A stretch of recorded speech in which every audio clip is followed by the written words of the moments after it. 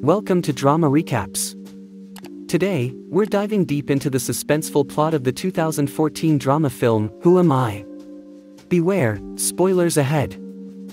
In Berlin, our protagonist Benjamin, a talented young hacker, finds himself in an interrogation room amidst a shocking crime scene. He's ready to spill secrets about the cyber mafia, but only to Hanna, the Europol cyber division chief. On her arrival, he begins narrating his life story from his early years. Benjamin's childhood was marked by invisibility and a longing for significance. Abandoned by his father at birth, a fate shared by his grandmother, he was left in his grandmother's care following his mother's suicide. An early hobby of magic piqued Benjamin's fascination with computers and hacking in his teenage years, finding them akin to his earlier passion. He finds a sense of belonging in the digital world, in stark contrast to his lackluster real-life existence. His idol was MRX, a renowned hacker, from whom he learns not only to procure Ritalin by manipulating pharmacy systems but also the 3 cardinal rules of hacking: no system is secure, strive for the impossible, and find joy in both the cyber and physical worlds. The last rule was difficult for Benjamin, a college dropout delivering pizzas with no social life. One evening, Benjamin delivers pizzas to a study group featuring Marie, his high school crush. Despite a mix-up with the pizzas, Marie defends Benjamin. In an attempt to thank her, Benjamin quotes a superhero, but his actions are misconstrued as strange. Overhearing Marie's wish for exam answers, Benjamin decides to hack the university's central server to impress her. However, he's caught in the act and sentenced to community service, where he meets Max. Max, a charismatic individual, is intrigued by Benjamin's hacking story and invites him to a party. At the party, Benjamin encounters Marie again but refrains from interacting.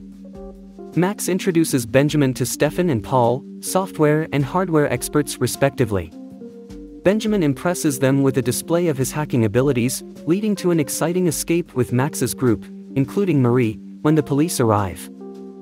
Benjamin returns home to find his grandmother missing due to her advancing Alzheimer's, indicating the need for nursing care. He later reconnects with Max, reminding him to adhere to MRX's rules and live life fully. Demonstrating his prowess as a social hacker, Max tricks a donut shop clerk with items from a trash can. The group then infiltrates a high-profile political conference with fake IDs, replaces the presentation with a humorous Hitler video, and escapes in a stolen van. Back to the interrogation, Hanna questions the veracity of Benjamin's account. He retorts with intimate details about her life gleaned through hacking. Post the successful conference prank, the group makes Benjamin's home their headquarters, with the video of their prank gaining internet popularity. While Paul is hesitant, Max revels in the fame, aspiring to rival MRX. Benjamin suggests the group name Clay, Clowns Laughing at You, inspired by Max's clown mask. From this point onwards, the group, Clay, embarks on a variety of hacktivist pranks, ranging from altering financial news graphics to tweaking lights on a major pharmaceutical company's building, each prank sporting a defiant message. Their nocturnal work routines, fueled by Ritalin, soon elevate Clay to both online and offline fame. One day at the grocery store, they run into Marie, and Benjamin manages to stutter a simple hello. Max, annoyed at Benjamin's lack of assertiveness, proceeds to take control of the conversation, schooling Benjamin on communicating with women. Max's mood swings, rapidly fluctuating between charming and irate, become especially apparent whenever MRX overlooks their accomplishments. Around the same time, Hanna collaborates with the German government, teaming up with Agent Martin to investigate recent attacks on government systems that she suspects were orchestrated by FR-13 NDS, a notorious Russian cyber mafia. Meanwhile, Clay wins a Porsche in a radio contest and parades around town in a display of their power. Benjamin, still pining for Marie, finds her at a party and tries to impress her with the car, culminating in an impulsive kiss that Marie does not reciprocate. The following morning, Clay finds a taunting message from MRX following Hanna's briefing where Clay was deemed harmless. This provokes Max's obsession with impressing MRX, prompting Benjamin to suggest hacking the German Central Intelligence Building, BND. They commence this complex task by diving into BND's dumpsters, extracting a name from a birthday card, and phishing the corresponding email address.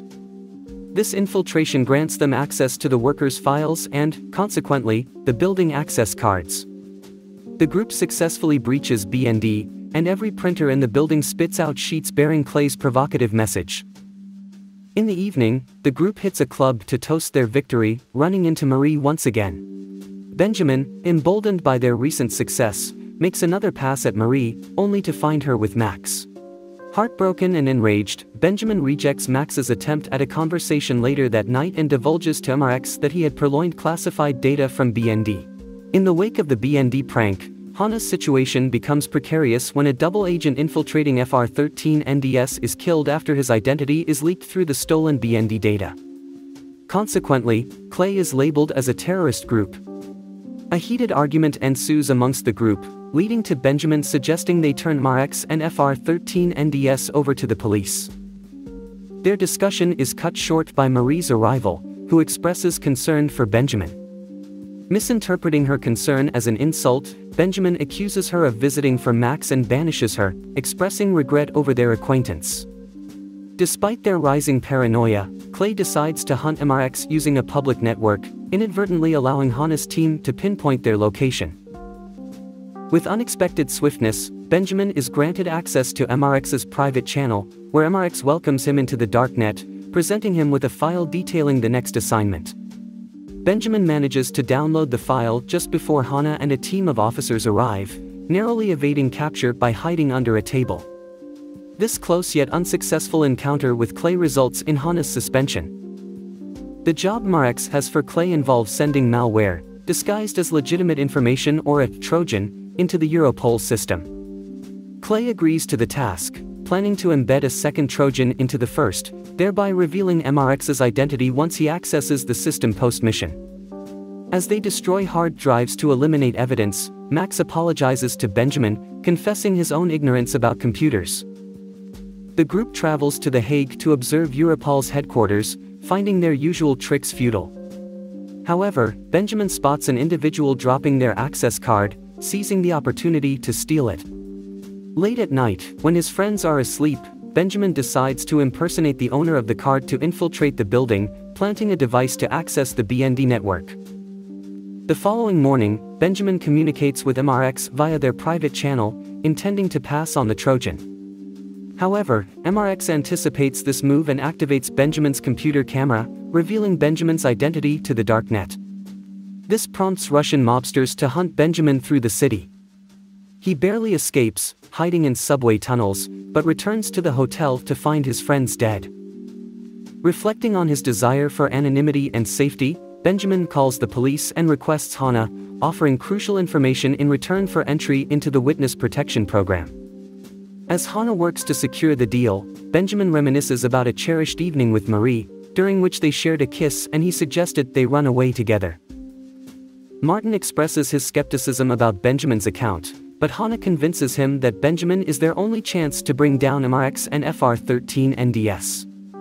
Benjamin is provided with a computer to trap MRX. He logs onto the darknet, impersonating MRX and confessing collaboration with law enforcement. In a desperate bid to clear his name, the real MRX exposes his identity, a 19-year-old American from New York, and is promptly arrested by the FBI. Hana congratulates Benjamin on his victory, informing him about his forthcoming new identity.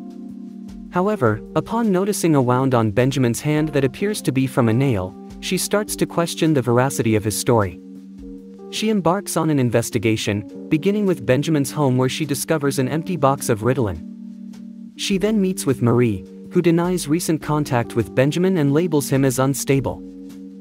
Lastly, she visits the doctor attending to Benjamin's grandmother, who reveals Benjamin's tumultuous upbringing and the fact that his mother suffered from multiple personality disorder, an inheritable condition. He also informs her that drugs like Ritalin can exacerbate the symptoms of the disorder, making Hana question Benjamin's role in the entire series of events. Lab tests indicate that the bullets Benjamin brought from the hotel originated from his grandmother's war memorabilia, and no bodies are discovered. Hana visits Benjamin again, sharing her realization Max, Paul, and Stefan were figments of his imagination, manifestations of his multiple personalities. Benjamin had conducted all the hacking solo, and the nail wound purportedly from the sewers was his own. Benjamin, however, is deeply unsettled by this revelation and refuses to accept that he shares his mother's mental illness. He begins questioning his identity, but Hana interjects with unfortunate news: individuals with mental disorders are ineligible for witness protection. The prospect of being targeted by FR-13 NDS and the realization of his mental condition plunge Benjamin into a breakdown, evoking sympathy from Hana. En route to court, Hana offers Benjamin one last chance. She provides him with access to a government computer and explains that he can hack into the witness protection program to establish a new identity, provided he promises to cease hacking. Following legal release, Benjamin dyes his hair and departs the country on a Scandlines ferry. There, he encounters Marie, Max, Paul, and Stefan. In a surprising twist, Benjamin is revealed to be of sound mental health, the entire episode having been a meticulously orchestrated ruse by Clay to manipulate Hana.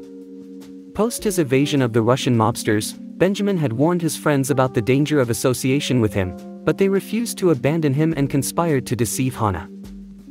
Leveraging Marie's legal expertise, they learned that individuals with mental disorders were barred from the witness protection program.